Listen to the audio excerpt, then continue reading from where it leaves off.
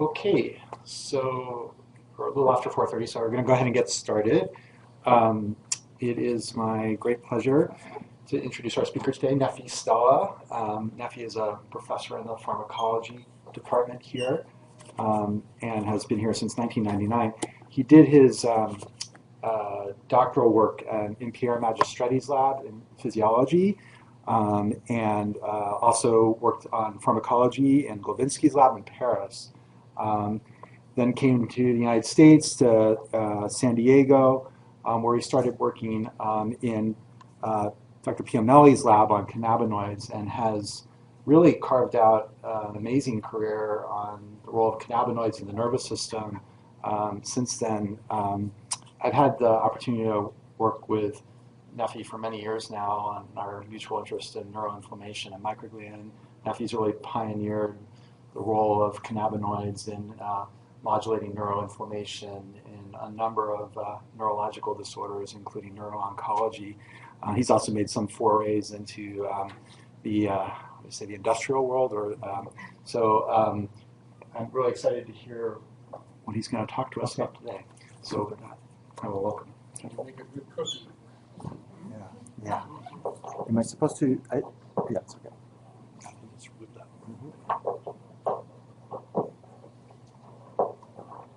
Okay. How's the sound? Can you hear me all right? Okay. Well, thank you for the invitation. It's always a pleasure to give a talk to our colleagues. And it's been a while since I've talked in front of the neurology department, so I have quite a bit of updates. So I'm going to start with the disclosures. So I am a professor at the University of Washington, and I'm also a founder of a company, Stella Therapeutics, and I will actually give you there'll be a couple of slides on that venture. So here's our agenda today, and actually how the slides are organized. So you'll see I'll have punchlines at the bottom of each slide, and they're numbered. So this is the first slide of 40 slides. I'm hoping to do the talk in about 45 minutes.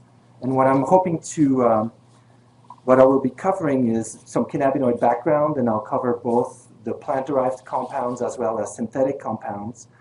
Then the second portion will be on the research that is done in my laboratory here at the University of Washington. And I'll cover our studies on epilepsy and our studies on GBM. And I'll finish with some more general efforts that we've been doing at the University of Washington around the question of legalization of cannabis and what the efforts are in that respect. So just by way of introduction for our background, so as a pharmacologist, we usually think about how a drug travels into the body, and then that's the pharmacokinetics part of pharmacology, and then we also think about the drug interaction with its target, the key lock concept, and that's the pharmacodynamic aspect. So those are the two things that I'll be referring to a lot. And some examples of compounds that have been interesting in the field are, from the aspirin idea. And I'm picking this example because starting from a plant material, there has been tremendous efforts in both chemistry to understand the molecules and also in terms of molecular biology, to the point that very specific crystal structures have helped us actually design specific enantiomers and isoforms.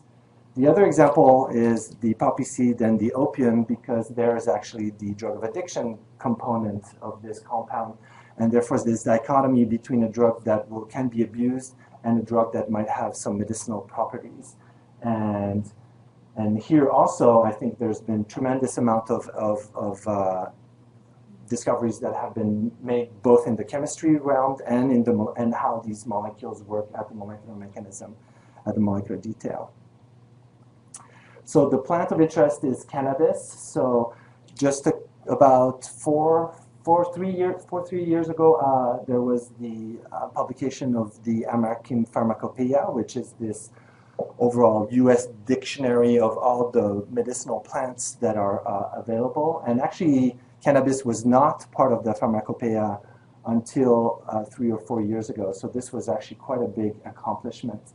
It's a really nice reference. It will tell you a lot about what the plant is. And here, one example is the constituents, the phytocannabinoids that are produced by the plant. So here's the most famous one, the delta-9 THC, with its chemical structure.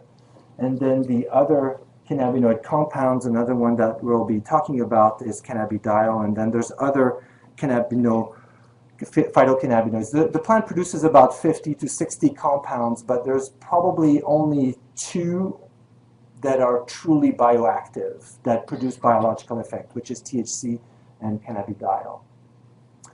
And here I have a little vignette on C about the plant. So originally we think about the plant in 2 flavors. One is Cannabis sativa, and a lot of people talk about Cannabis sativa as a plant that is more of a sensory enhancement type of effect. And then Cannabis indica, which is more relaxing effect that is linked to the plant. This is what people talk about, and then when you actually have access to the different types of materials, you have very exotic names like Blue Moon, Pineapple, Sugar Baby, all these different types of strains that actually are getting a lot of traction because people are thinking that each strain might have a different type of biological effect. But some botanists, geneticists have studied the distribution of these different substrains and realized that actually they've been outbred so many times that it's actually really difficult now to separate Cannabis indica and Cannabis sativa. They've been outbreed mainly to increase the level of THC. So while all these dispensaries are actually proposing different types of strains, the actual precision with which they produce the compound is a little bit more challenging. So based on this, we have now a plant that is producing several compounds that are bioactive. So we know that cannabinoids produce vivid in vivo responses. Here's the pharmacokinetic profile of THC. This is an intramural NIH study where THC goes up and down in the plasma. And this second curve here... You're not still entering candidates to that study, are they? You can apply, absolutely. So this is the up and down cannabinoid in the plasma, and this is the subjective high. This is the individual that is telling you, do I actually feel the effect of cannabinoids or not? And here what we realize, the terms of pharmacokinetics, is that the compound goes up and down very quickly in the blood, and then eventually goes to the brain, and then start doing its magic on the brain physiology. The typical type of responses in acute are enhanced sensory awareness, colors, music becomes much more vivid. Definitely modification of time perception. 1 minute will feel like an hour. Somebody told me it was great. Our weekends were so much longer when we were using, which I thought was a really funny joke. And then some people actually use it for anti-anxiety purposes. More chronic, people that use it on a regular basis.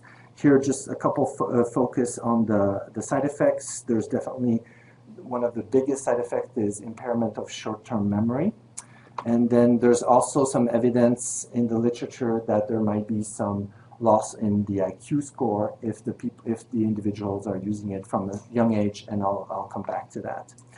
So we have a good understanding of the in vivo response. Yes? Sorry. That's okay. Do you have a PK code of CSF?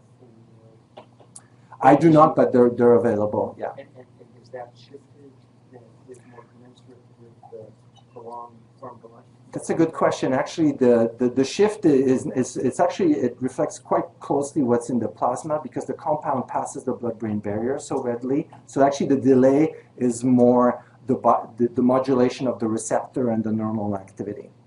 Good question. Nephi? Yeah. What are the differences between those 2 curves there? The first curve was the level of THC in the plasma, and the second curve is the subjective high. This is after swallowing it? Or? This is actually smoking. This is used by what they call an NIH marijuana cigarette, which has a very defined amount of THC in it. So you don't get the full 20%. That's right, there, yeah. So some of the medical effects, broad picture, before 2000, actually people were really wondering, what do you mean medical effect of marijuana? So we need to define that. A lot of people were thinking, well, it makes you feel better. That's one way. It relieves pain. And, you know, is it physical or psychological? That was all the old stories. There's a big question of gateway to other types of drugs, and that's an interesting question that we can talk about. The most famous examples before 2000 were around multiple sclerosis. That's where a lot of people, there was some traction that some patients with multiple sclerosis were getting benefits. And nausea after chemotherapy, and some initial evidence on seizures. And then after 2000, people started getting really more interested in the medicinal properties, and several works have been published, and this is one that caught my attention back then, Marijuana, the Forbidden Medicine. And what I draw your attention here is that there's quite a bit of indications that are proposed for this plant, really polymodal approach. So already epilepsy again. Here, the one all the way at the bottom, there was some evidence that cannabinoids can kill tumor cells, and I'll come back to that. So I think the punchline is the marijuana actually has a really broad biological activity. The mode of delivery also is interesting to think about. Of course, we're used to the excessive smoking of marijuana, and then as you compare that to an edible, the very first thing we'll think about is the change in the pharmacokinetic profile of these two. The up and down response that you get with an acute by smoking is really in line with the psychotropic effect, where you want an up and down effect. And maybe the more medical properties could be thought about as taking orally, because then you have a more prolonged exposure to the drug. So the route of administration will give you clearly different effects, and you need to think about that. And more recently, some developments have been made to deliver the product. So this is a vaporizer where you actually take the plant and grind it, and then heat it at a certain temperature, and it allows to extract the THC into the vapor. And then more recently, also like the e-cigarettes, now we have the e-pens, which are actually electronic devices that will also nebulize the compound. The big difference between these two is actually with the vape pen, they're now producing oils that have been extracted from the plant, so probably much more reliable product. And another thing, I'm putting lungs here, is that one advantage of these approaches is that you don't have the carcinogens that are associated with smoking, with the tar and everything. So at least a little bit of better safety profile. So if we think about medicinal clinical cannabis, what is the mode that will be used by the patient is also an interesting question to think about. Is there any attempt to use it as by instillation in doing nose to brain delivery? Yes, yes. Sativa is a sublingual spray that is along those lines. Absolutely. And there's also lotions. There's a bunch of products. So what do we know about the molecular biology of these compounds? So we have two classes of compounds. Here's THC. This is the plant-derived compound, and there's also some synthetic compounds. And here's one example, Spice, which is some cannabinoids that are sold, can be found online. And the big thing to see here is the big difference in chemical structure. While both have those rings that allow the compound to pass the blood-brain barrier and they're hydrophobic, the striking difference in chemical structure actually might be leading to difference in bioactivity. And actually some of the side effects, a lot of ER visits with synthetic compounds due to renal failure that we've never seen with plant-derived cannabinoids. And there's probably a toxicity associated to synthetic compounds of that class that will hit the kidney. So here's the compound. So we have thousands of modification around the plant-derived and thousands around the synthetic. So the pharmacology and the chemistry is really rich for research. And there are two cannabinoid receptors, the cannabinoid CB1 and CB2 receptors. There are 7 transmembrane membranes, and they are known to both regulate ion channels and neurotransmitter release. That's probably the psychotropic effects that are associated in neurons. They also regulate, like a lot of G protein coupled receptors, cell migration, cell shape, and more interesting, also cell differentiation and cell viability. Again, an example of cannabinoid compounds acting on receptors that have a broad ability to regulate cellular functions. Nephi, are you going to talk at all about the details of the membrane excitability changes in the neurotransmitter release? A tiny bit. And we have an endogenous cannabinoid signaling system, so same idea as the opioid. Morphine is the exogenous, endorphins are the endogenous. We have endogenous cannabinoids. And here's our current vision of how the system works. So we have CB1 receptor presynaptically that will regulate ion channels. CB2 receptors on the immune cells that will regulate immune functions. And THC can act on both these receptors, but there is endogenous ligands, for example, anandamide, which is the first one, and 2-AG, which is the second one, that are produced by postsynaptic neurons and can act on these receptors and modulate their function. And what THC is doing is hijacking this system, and actually with a very different pharmacology. Anandamide is a high affinity, low efficacy. This is a low affinity, high efficacy, and THC is actually high affinity, low efficacy. So it's kind of a different hijacking system. And therefore, it is thought that THC does not directly reproduce the effect of the endogenous ligand. These endogenous ligands are lipids, and they are hydrolyzed by enzymes. Anandamide is hydrolyzed by fatty acid amidohydrolase, so here's one enzyme. And then 2-AG is hydrolyzed by MAG lipase, here's the second one. And I'll be talking to you about a third enzyme that we discovered, which is ABHD6, that regulates the level of 2-AG. And then there's cannabidiol that does not act on CB1 and CB2 receptor and probably acts for the majority of its biological effect through GPR55. And then those endogenous cannabinoids are produced in an activity-dependent manner. So you have presynaptic release of glutamate, postsynaptic calcium rise, lipases are activated, and these lipids are released and can activate the receptors. So here's our endogenous signaling system with endogenous cannabinoids that regulate both neural function, immune function with different mechanism, and that can be hijacked by plant-derived cannabinoids. Yeah. The two endogenous cannabinoids, do they interact with CB1 and CB2 interchangeably? Different pharmacology, and also different production rates. So that's actually one of the big questions in the field right now, is to try to understand the coding mechanism of when you have an up and down release of anandamide that regulates this receptor with this affinity versus a more prolonged and this receptor with this a different affinity. So it's a combination of different affinities towards the receptor that we're trying to understand. Nephi, because these things are triggered, their synthesis is triggered by an increase in calcium, it would suggest that NMDA-type receptors are the most important, which would kind of define some anatomic areas in the brain of greatest production. Is that fair to say? NMDA are definitely involved in producing endogenous cannabinoid, but many other systems also. Even calcium channels are involved. And that we're getting again into the coding of where the lipids is produced by what rise in calcium. It is hard to find cells that do not produce endogenous cannabinoid. It is hard to find cells that do not express cannabinoid receptors. And it's all about how much is produced and how much is expressed that will change. Yeah?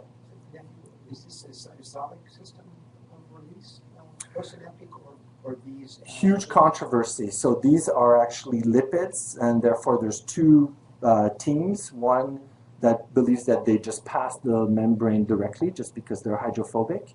And then the other team that doesn't believe that, I'm actually a little bit more on the other team, that thinks that there's actually a protein uptake system that allows it to be released and reuptaken through the membrane. But it's stored postsynaptic?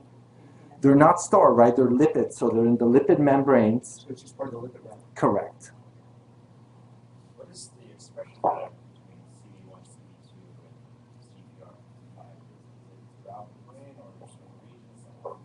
CB1 is pretty much expressed by most of the neurons and at different levels of expression. Low expression in glutamatergic, high expression in GABAergic. GPR55 is much more restricted, more in the cortex. CB2 receptor is normally absent, then upregulated in immune cells that are activated. Okay, awesome. So what are the things that I think about? I think about drug discovery. So the idea is that we're going to develop a compound that hits a target, and we're going to study the signaling pathway and the cellular response. And in therapeutically, you want to kill the tumor and not harm the patient. And once we discover this signaling, this mechanism in culture, we apply it to mouse preclinical models, and we basically validate the hit in a mouse. We usually go backwards. Instead of starting with the target, we start with the cellular response, the signaling pathway, and the target. And that's how we end up with a molecule that you can then move on to the next step in going into humans, and then you go through the FDA, and the first idea is the safety. So there's this idea of therapeutic index where you can go into the humans, and you all know the system of clinical trials. So I'll be talking a little bit on both sides of this system.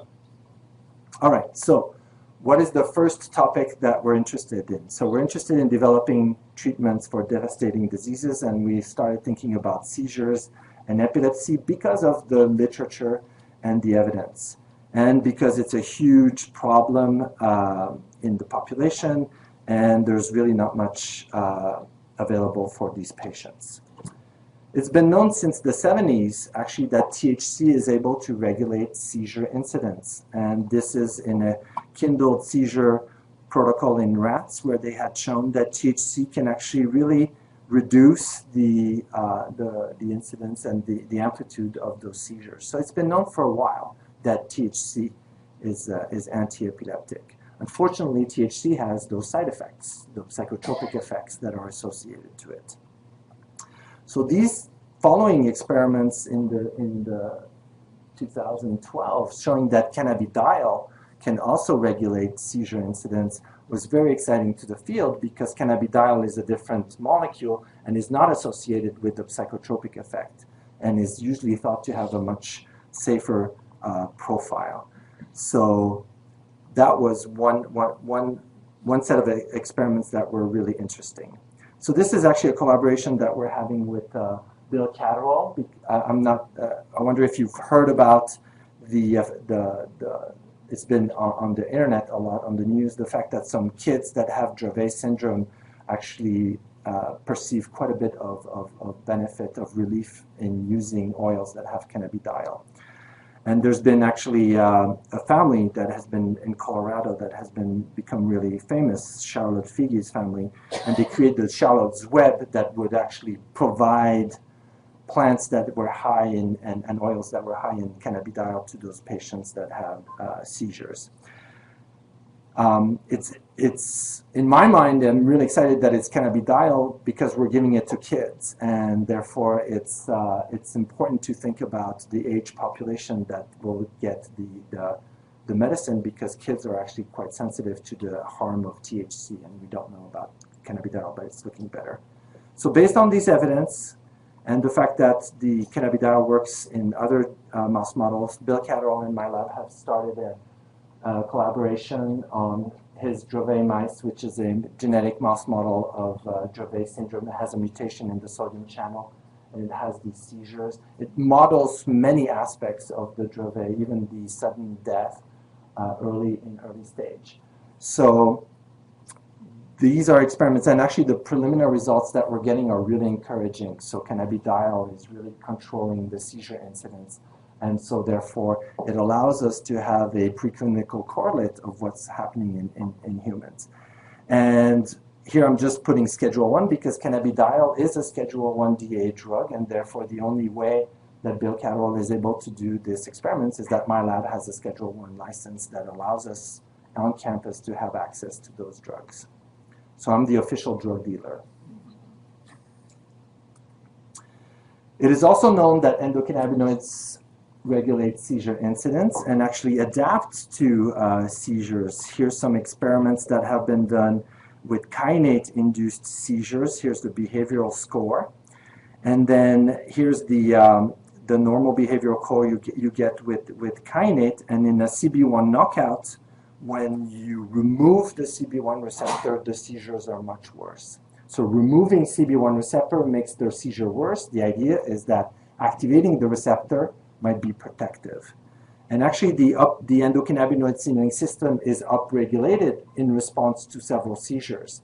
So not only it's good to hit the receptor, but there's actually more receptors after several seizures. So that was pretty promising. However, although it's CB1 receptor that we're thinking about, our thought was not to go after this therapeutic approach with the agonist like a THC because you would have the side effects, but instead going with the endogenous ligands and try to look at how we can modulate seizure incidence not by directly hitting the receptor, but by enhancing the level of the endogenous ligand.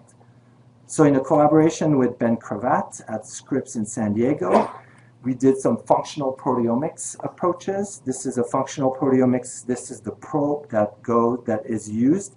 This is a probe that actually recognizes serine hydrolases, and it's known that the serine hydrolases are enzymes that are involved in hydrolyzing endocannabinoids. So using this probe, which is depicted here, we incubated into a homogeneous of cells that we knew had the activity we were looking for, pulled it down and did some mass spec, and identified several candidates, including the enzyme that we discovered, ABHD6. And we cloned the enzyme into a model system and developed some inhibitor of this new enzyme. So using a functional proteomics approach and the chemistry skills of Ben Cravat, now we have a new enzyme and a new series of compounds that are inhibitors of this enzyme. And we tested this inhibitor in a PTZ model of seizures, chemically induced seizures. And what we found was, here's our first generation inhibitor. Here's the seizure susceptibility. If you block this enzyme, the seizures are reduced. The good news with this compound is twofold, well, threefold. One, it works. It inhibits the seizures in this PTZ-induced model. The second one is that you can hit the mouse several times and it doesn't undergo tolerance, which is one big drawback with current anti-epileptic drugs. And then the third one is that the safety profile, at least in rodents, was looking pretty good. So our therapeutic index for this compound is exciting. So here's the idea, is that now we have actually, we're moving forward with this idea that here's the DAG lipase that produces the endogenous 2-AG that will act on the CB1 receptor. And us, with these inhibitors, by blocking this enzyme, we can increase that and reduce seizure incidence by enhancing the activity on the CB1 receptor. We've actually just recently tried this inhibitor in the Dravet Syndrome mouse of bilcaterol and get a response there too. So that's probably the route that we'll be following. So what are we doing with this? What we're doing is we're going to continue test on mouse models, and all this, we're going to try to get this funded by NIH. And what's interesting with the NIH is that there are some pipelines where you can actually take very promising preclinical drugs, and for example, through the NIH blueprint, you can actually sponsor and go much further all the way to human clinical trials, and that's what we're aiming for, and go as far as possible. So that's the first story on the epilepsy. The second story, yeah. No worries. You mentioned the drug development. I was just curious, you may have discussed this, but what brought you to use it to focus on the target that inhibits the enzyme versus just a target that blocks CB1 receptor? Because, for two reasons. First, at least two reasons. I'm sorry, would you mind repeating the question? The question is, why did we start thinking about targeting the enzyme that regulates the level of endogenous cannabinoids versus targeting the receptor itself? So the first reason is if you target the receptor itself, you're more likely to have the psychotropic side effects compared to the endogenous ligand. The second reason is by targeting the receptor, which is a G protein coupled receptor, tolerance and desensitization happens very quickly, whereas when you block the enzyme, you don't. Awesome. Okay. And I suppose a third reason would be that by going after the enzyme, you let the signaling remain in place. Correct. You haven't really altered that in any way. You've just cranked up, you've exaggerated the response in the signals. Absolutely. Yeah. Because endocannabinoids are produced in an activity-dependent manner, if you give an agonist to the cannabinoid receptor, you will flood the body and hit every receptor. If you inhibit an enzyme where only the endogenous cannabinoid is produced where it's supposed to be, in an activity-dependent manner, you regulate endocannabinoid production only where it happens. And in seizures, the activity is strong. Yes? How selective is this enzyme? I mean, how many substrates Oh. does it have? That's a great idea. That's a great question. We're just discovering the beginning of how many lipids it's hydrolyzing. We know it hydrolyzes 2-AG, and we're discovering other ones. That's one area that we're really interested. Many of which are bioactive. So, awesome. Yeah, sure. How similar is GPR5 from CB1, CB2, the agonist? Very different. Very different. The area where the compounds bind to CB1 and CB2 receptor is very similar, but this area is very different with GPR55. And the pharmacology is very different also. THC goes on CB1 and CB2, not on GPR55, and cannabidiol is the other way around. So there's quite a bit of dichotomy between those two. So that's a good one. 2-AG has a little bit of activity at GPR55, but mainly it's another lipid, which is a lysophospholipid. The name is escaping my mind right now. The lysophosphatidylinositol, I think. Yeah. So a lot of the CB1 studies and knockout mice decrease in seizures. This really doesn't really give you the physiology for what Charlotte's doing is supposed to do. That is correct. There's just a lot of crossover. That is correct. Yeah, the knockout studies is considered the tip of the iceberg where it tells you, oh, there's something to look at there, but then there's so much more complexity. Absolutely. Okay, so the second topic that is researched in my lab is GBM. So you know that's a really grim disease. For some reason, I'm really interested in the biology of this disease, and there's absolutely really no standard care. So it's been known, the font has changed a little bit. It's been known since the 70s that THC can kill tumor cells, and it's actually part of the NIH project, NIH Next project, where they're screening all these compounds against tumors, and they identified Taxol like that and vincristine like that. So testing every compound, even dyes, anything they can get their hands on, tested on tumors and try to find things. And they discovered that THC kills a little bit of tumor, but it's not really good at doing it. It just inhibits cell proliferation about 50%. And in a long tumor growth in vivo, back in the 70s, it only inhibited 35% of the growth. So it's something that was discovered but not really followed because of the low activity. And then in 2000, this is the paper that really caught my attention, was a paper in Nature Medicine showing that phytocannabinoids and synthetic killed GBM in a rat model. So this is what we call now an old school model of GBM. It's a rat tumor cell line that has been injected into a rat brain. And then here's the Kaplan-Meier curve. All the rats are dying. And then here's the rats that don't have any tumors and get THC. They're fine. And then here are the rats with tumors that got the plant derived. So there's a slight delay, and actually some that are saved, which is interesting. And then the synthetic compound that has a different chemical structure, it works even a little bit better. So there's an encouraging tumor killing activity. What really caught my attention was that the pharmacology did not make sense. The authors were claiming that the anti-tumor activity was through cannabinoid CB1 and CB2 receptor, but the concentration, this is a figure of their paper, THC, you need micromolar, really high concentration of THC to kill the tumor cells, and THC works at nanomolar on CB1 and CB2 receptor. So several orders of magnitudes in difference in potency. You need very high concentration antagonist and both antagonists at the same time to even have a response. So that was really intriguing. So I was curious and we started some experiments, and here is an experiment that we did with the Wnt compound, which is a synthetic, and you see we can kill those cells. We're in the micromolar range. The dose response is kind of weird. There's this sharp drop here that is not really thinking about a receptor-mediated effect.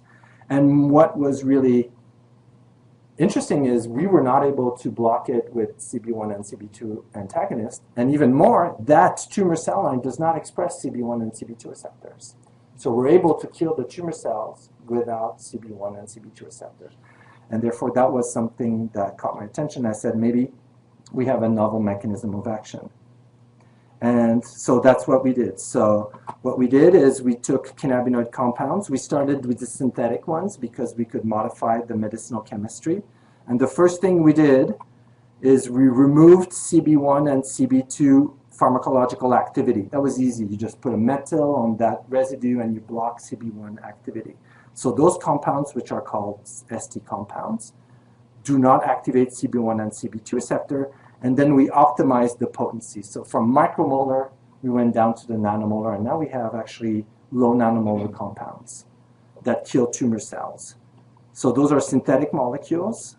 They're nanomolar potency. They pass the blood-brain barrier, so we kept that property. We were still monitoring the safety profile, and we think there's a possible, and they're not Schedule 1 because they're not plant-derived and they don't act on CB1 receptor. So through several unbiased approaches, sending our compounds to NIH so that they can test it, we discovered, and this is in collaboration with Linda Waterman in biophysics, that these compounds actually regulate microtubule dynamics. So microtubule is an entire world that regulates cell division and cell viability. And here's our compound, first generation compound. It actually destabilizes microtubule. So Taxol stabilizes microtubule, and vincristine destabilizes. So we're a destabilizer. So that was the first thing. My first reaction was like, oh man, microtubules, that's going to be, am I really interested in going after that? And then, well, first of all, it's really fascinating machinery to work with. But what's really interesting also is that some of the most recent technology that is helping GBM patients are those fields that actually regulate microtubule dynamics, the NovoCure apparatus. And some of the compounds that target microtubules that were able to pass the blood-brain barrier have really encouraging efficacy for GBM. So that stimulated us to go further and study the microtubule effect. So if you add the compound, you destabilize microtubules. Here are microtubules in tumor cells in culture. They're gone, destabilizing. You can measure Linda Waterman does this live imaging measurement of microtubule dynamics. We're slowing microtubule dynamics, and we're blocking cells in pro-metaphase and inducing chromosome lingering. So this is probably how the compound is killing tumor cells. It's acting on microtubule and preventing a normal segregation of the chromosomes and therefore inducing apoptosis. This slide is a summary of 8 years of work that actually my graduate student is going to present at her thesis in a couple months. And the punchline is that we actually not only discovered that these compounds destabilize microtubule, but we discovered through other unbiased approaches of functional genetics and a functional proteomics approach, we discovered that there is a GPCR that's involved, but in a very different way that is linking through this new protein that we're studying now, ch-TOG, and triggers apoptosis. So what we've discovered is that cannabinoid synthetic compounds are killing tumor cells independently of CB1 and CB2 receptors by acting through microtubule destabilization and through this novel mechanism of action that I'm just really excited to go in and try to figure out. So earlier you said that the synthetic cannabinoids could be quite toxic on kidney cells. That's right. So is it the same mechanism that kills the kidney cells? It is not the same mechanism. There's something really interesting about the cannabinoid compounds is that they kill malignant cells. If the cell is not transformed, even immortalized, it will not kill it. It will maybe reduce proliferation, but not killing it. So there's something about when the tumor cell becomes malignant that it makes it sensitive to the cannabinoid receptor. So that's one thing for the why it's not killing the kidney cells. When we actually optimized the chemistry of our compounds, we were looking at, are you good at killing tumor cells and are you weak at killing kidney cells? So we were actually following the therapeutic index there. These compounds kill tumor cells, inhibit cell proliferation. They activate caspase 3, so they kill by apoptosis. There's the nuclear condensation, the nuclear blebbing. So they are killing the tumor cells and are not killing neurons or astrocytes or kidney. They're safe in preclinical models. Here's a maximal tolerated dose or dose range finding, repeated. You can go really high concentration. We did some histology with Denny ligates to make sure that not only the mice were okay, but when you harvest the tissue after, if you can see some toxicity, so no signs of inflammation in the spleen, no signs of lesions in the kidney. So the compounds are looking pretty clean. We do the pharmacokinetics. The compounds are going into the brain as expected in a dose-dependent manner, actually. So it's not saturated. So our compound injected in the periphery can reach the brain. And here's a mouse model. Now we're actually testing it also in a mouse model with Eric Holland. This is a mouse model that we did in our lab. Here's the tumor. These mice have been implanted with a tumor, treated for 2 weeks, and then sacked, and we measure tumor volume. And here's under control conditions. They have a big tumor, dose-dependent, 5 milligrams per kilo for 2 weeks, 15 milligrams, 40 milligrams. The tumor is shrinking. If you take those tumors and you stain them for caspase, here's a tumor under control condition. Blue is DAPI, just high cellularity.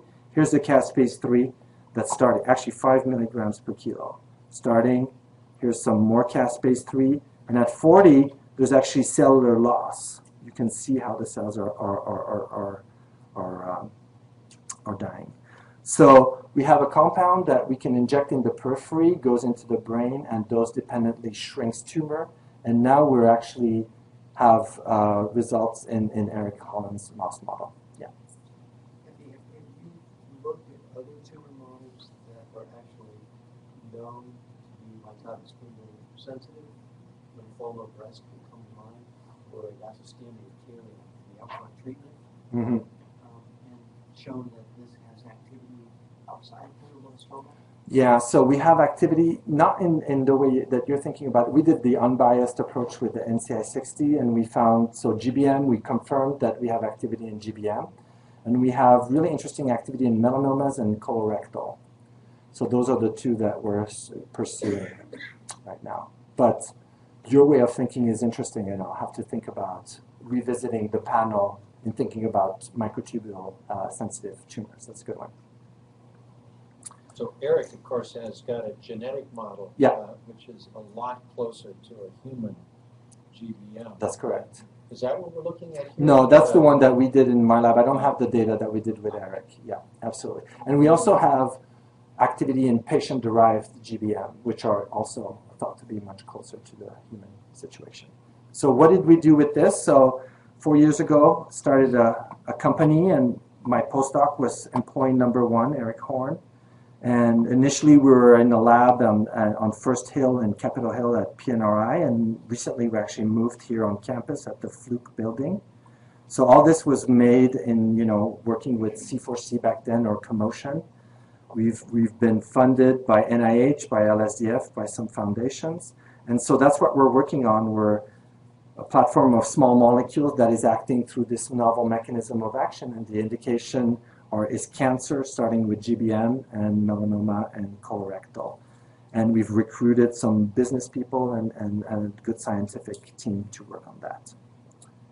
Okay, so that's the part on the basic science. So I'm going to move into another hat that I work with, which is the whole idea of the legalization of marijuana and what can we, and how can we help and what can we do about it. So for an I-502, I was actually the pharmacologist expert to help write this piece of legislation. This is the picture that I sent to my mom to prove that I was actually part of working on this legal.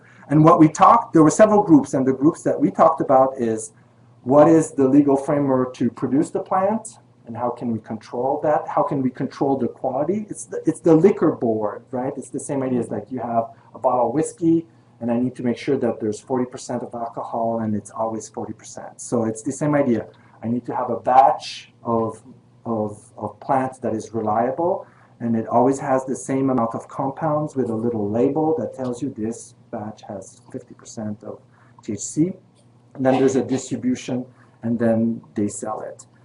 This first step was for recreational use. So what's the legal age to use marijuana?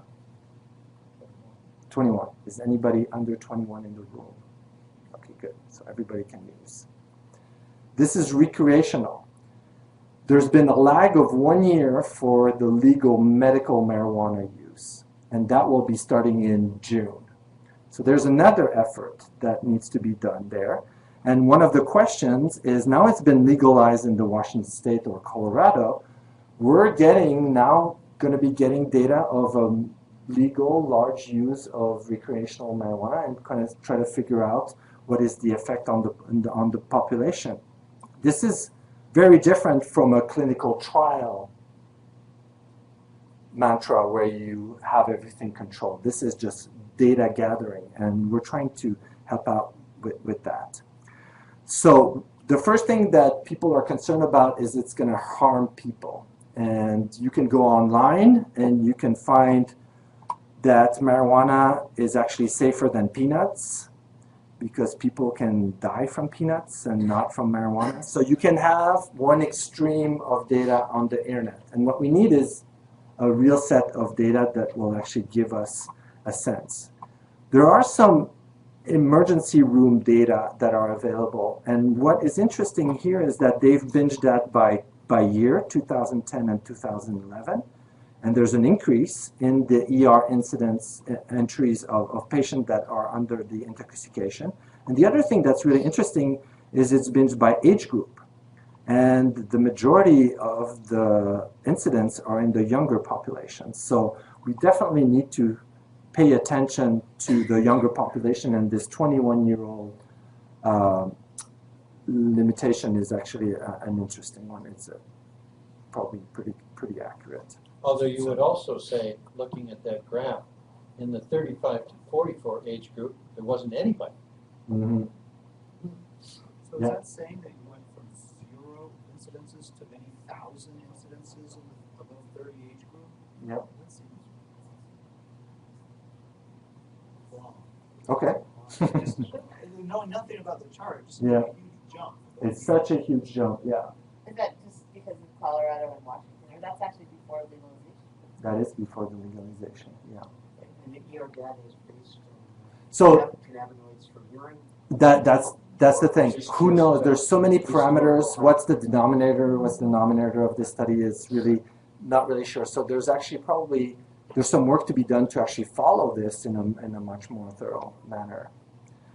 There's actually also an increase in the abuse of marijuana and alcohol in combination, and that's really interesting, and people are really paying attention to this. What is the interaction between the use of marijuana and alcohol? Here's a study by the group of Susan Gruber at Harvard that actually studied several groups of people. You have, the parameters are if you're under 16-year-old or over 16-year-old, and the other parameter is if you're a heavy user of marijuana versus light user. And what they found is some statistically significant reduction in the corpus callosum area in individuals that are very heavy users before the age of 16. And the numbers are reasonable, and therefore we need to pay attention to that that use in young people, and maybe also how it interacts with alcohol. So here's the collaboration that I'm doing with Jeremy Clark in psychiatry. And he has this rat model where they eat those gels, call them the jello shots, and that are full of alcohol. And what we'll be doing is adding some THC in those gels. So these rodents will be exposed to eating alcohol and THC, and then in their adulthood, we test them for some behavioral assays. And here in this context is decision making and impulsivity. And he's already found that exposure to alcohol at young age significantly alters behavior at older age. And what we'll be testing here is exposure of THC at young age, what does it do? And exposure of THC in combination with alcohol, does it have an additive effect? Just to start getting at what are the potential toxicity. Another effort that we're doing in psychiatry with Jürgen, the chair of psychiatry, is revisiting those data of intoxication in ERs, or even have some data through the VA, so that now that the exposure to marijuana is increased, whether we can actually get some reliable data on that toxicity. So there's several groups that are interested. They're interested in the interaction between PTSD and marijuana. Some patients that have PTSD actually argue that they prefer using marijuana and not taking their own medication. And therefore, there's a really big effort to try to figure out if there's any benefit for this class of patient. There's also a group on pain and marijuana, and also I told you about Jeremy Clark. So that's one thing that we're trying to do with this legalization. Yeah. In these studies, is there efforts to try and you show how earlier, let's say there's the CBD versions and there's the THC versions, to parcel all that out and look at the effects here? Yes, we'll add that as a parameter, absolutely. Yeah. And do you start out trying to focus on one that is primarily CBD, or do you just say, here's a batch of plants and we're going to measure? In other words, do you try and get the plants that are really going to be the THC effect versus That gets actually at what we're trying to accomplish. So right now it's more retrospective, it's more interviews, what have you done, and things like that. Mm-hmm. And that's because of the legal framework. Because marijuana is illegal federally. It's legal in the state of Washington, and you need a Schedule I to have that. So that's what we're working on. So this is actually, so I've been also involved with Sean O'Connor, a professor at the UW Law School, who's been mandated by the state to try to help the next round of legal infrastructure. And one of the questions that they have, because the medical marijuana legalization market is going to start in June, how much patients are there? So they're trying to gather the data. So we're trying to help them out with that. What are the medical indications that are the most commonly used in the state of Washington is one question. It's such a big deal. I mean, even National Geographic did a piece on this business. Is there going to be a difference in the use? Because a lot of people that were using medical marijuana before were just using it for recreational. And now that the recreational has been legalized, the medical marijuana pool has shrunk. So what is this pool?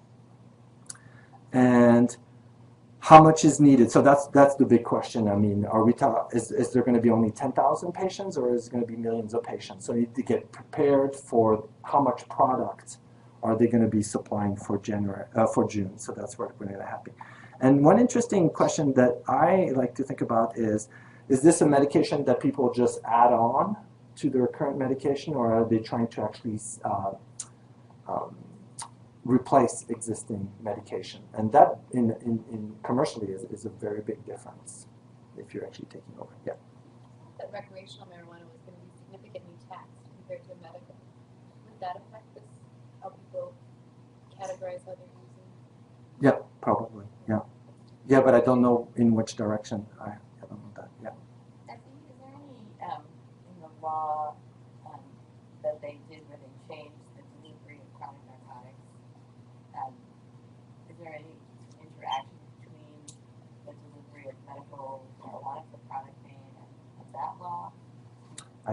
don't know. I don't think so. I'm not sure. So that's one project. There's 3 projects. The second project is to give guidelines for edibles, the gummy bears, right? We cannot sell gummy bears that have THC because the kids are going to eat it, and their corpus callosum is going to shrink. And so we're actually trying to work and to provide some guidelines because there is actually, it's very nebulous. So, and the kind of question is what makes a candy or a cookie attractive to a kid are a really interesting question. And you know, are we going to be able, are we going to just eliminate the gummy bears, or are we also going to eliminate the classic marijuana cookie?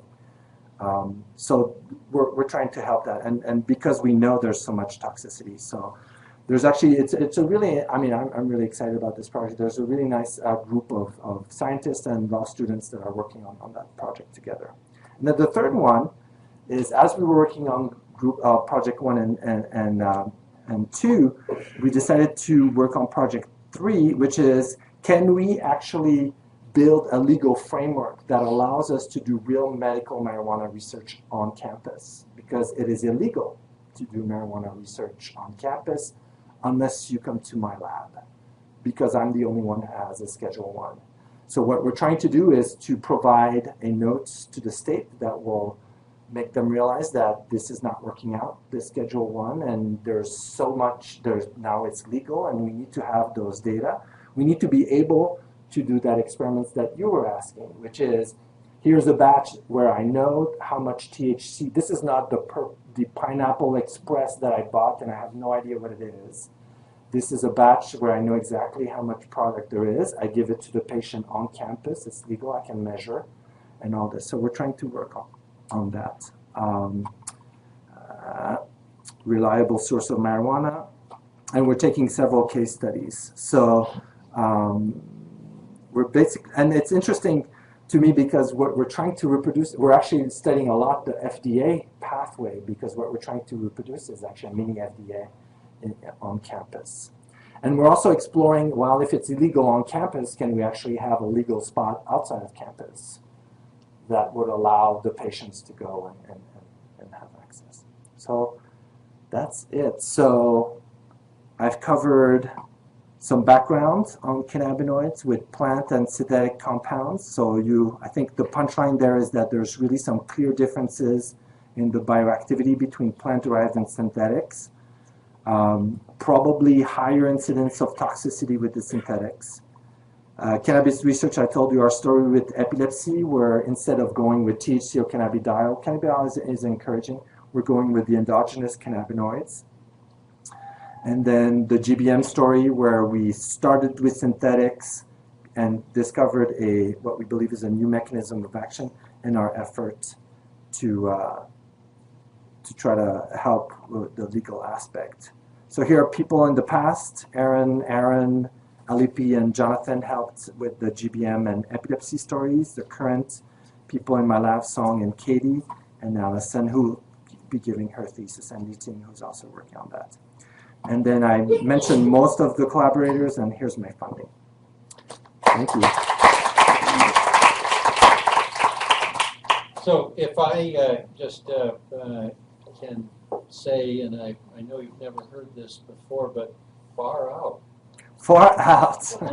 I have never heard that one before. Never heard that at the end of your lecture. So you didn't really say that very much about what the activation of CB1 and CB2 does. What do we know about the neurobiology?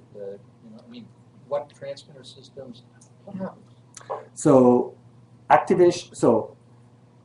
production of endogenous cannabinoids will hit the GPCR, and then you have your G protein modulation, regulation of presynaptic ion channels, presynaptic calcium channels for sure, and type. And then also regulation of potassium channels. So both increase in calcium and change in membrane potential. So it's a little slow though.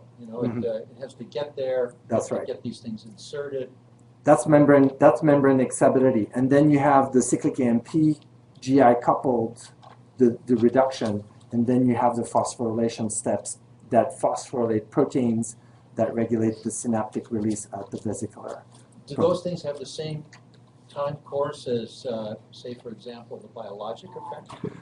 So the ion channel is an on-off. You activate the CB1 receptor and you just regulate your ion channel activity and you just block at this time. But when you get into the phosphorylation, then we're getting into the plasticity. So endogenous cannabinoids have been involved in neuronal plasticity at several levels, short-term and long-term. Yeah. Even gene expression. So the channels are a little bit closer to Yeah. the biologic effect. Correct. You have the channels, you have the phosphorylation, and then you have the gene expression. Yeah. So Robert DiLorenzo has done the largest studies on causes, morbidity, and mortality of Staph epilepticus. He's also done some research on cannabinoids. And in addition to some of the data you've shown, he really thinks that the anti-epileptic effect is pretty minor, but there's a pretty profound withdrawal effect. Interesting. Is there any other data that supports that, or do you know anything more about that? I mean, he's actually contacted people that were in his Staph epilepticus studies and asked them, were they using marijuana before this happened? And he says he's gotten a fair number of hits that they had stopped using right before the episode status. Yeah. I've heard that. I've heard that several times. I don't know if there's actually strong data. That's interesting. Yeah. So at the beginning of the talk, did I understand correctly that there's a knockout mouse, the CBD1? Yeah. So is there a particular Phenotype? modified phenotype? There is some phenotype. They're actually quite subtle and more in the, it's been explored more in the cognitive area. There's some phenotype in motivation. There's differences in motivation.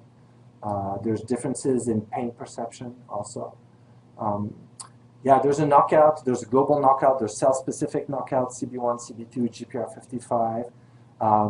Actually, when I went to the International Cannabis Research Society meeting a year ago, the highlight of that meeting is that we actually have so many tools to understand CB1, CB2, and THC, cell-specific chemistry, and then there's cannabidiol. And we have very little chemistry, very little pharmacology, and the receptors are not really well understood. So I think the field from we have a good understanding of CB1 and CB2 and THC is with all the genetic tools is going more into the CBD and GPR55. Is there data on how much that we know about how much marijuana is involved in car accidents versus alcohol? There is data. I don't know them personally. I know that people are studying the effects, like driving under the influence and how much time, what's the window that you cannot drive. The same idea as with the alcohol. I don't know of hard data. I know that the Department of Psychiatry here, Mary Lermer, is actually really interested in exploring that. That's what is interesting is that actually the basic research is behind what is actually happening in the population now, and therefore we're just trying to catch up. Like everybody knows that there's an interaction between cannabinoids and alcohol, you know, but we don't have hard data. It seems like clinically a lot of the problems right now are with the synthetic cannabinoids. Yeah. How are these even cannabinoids? They're so differently structured. Right. Well, it's in the 70s, medicinal chemists the cannabinoid field was led by the medicinal chemists at the beginning. They were just trying to synthesize new molecules, and starting from the core chemical structure of THC, they discovered those other synthetic space, the alkyl indols, and then started synthesizing some really high affinity cannabinoid agonists that really helped the field understand how it works. And then it's the same story as the MPTP story. I think it's a German chemist who got a 1970 paper and synthesized JWH-0118, which is a super high affinity cannabinoid agonist in his garage. Took that and put it on some tea leaves and started selling tea bags.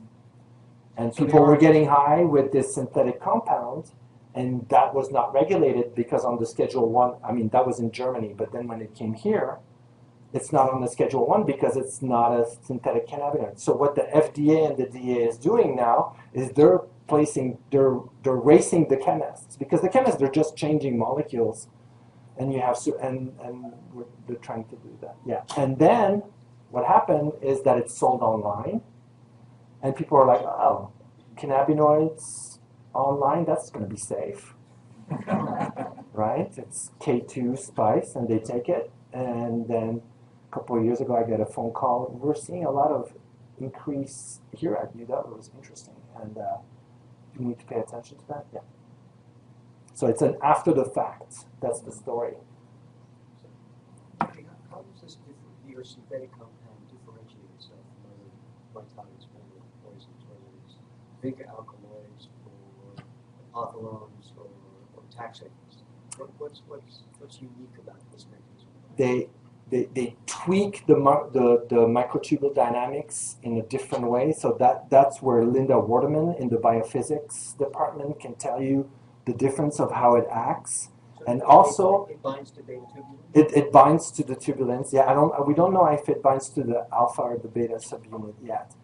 And that mechanism that I just gave you the snapshot of, which involves this GPCR, that mechanism is not involved in the other compounds. So we're triggering, sometimes I think that there's like a new apoptosis pathway there that is triggered by this GPCR.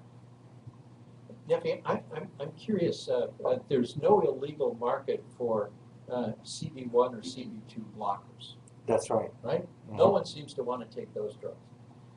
What is the behavioral effect of blocking?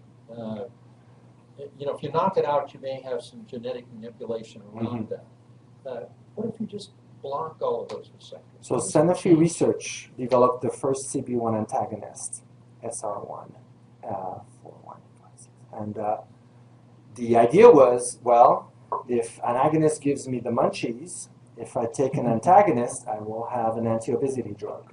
People will not want to eat that cookie. And it worked pretty well. It went all the way to approval in Europe. And then once it was approved in Europe, after 2 years, they were starting to have reports on increased incidence of depression.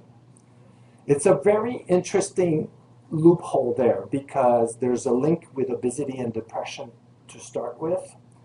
There's definitely a link with cannabinoids and depression also. And that's what took the molecule out. So it took it out, and then it wasn't even approved in the US. So the major side effect in humans that was seen with an antagonist was depression. Then the science continued, and they realized that actually the anti-obesity effect was not on the CB1 receptor on the brain for the munchies. It was on the CB1 receptor in the liver that was regulating this lipid metabolism, and was, so now industry is like, oh, it's easy to actually make an antagonist that doesn't go to the brain. And that's where the new area of antagonist is going. That's for the CB1. So there isn't any big effect. That's correct. Maybe a little depression. That's right. Huh. How about CB2? Not as far in our understanding. No. Yeah. We should let you go. Okay. Thank you. Thank you.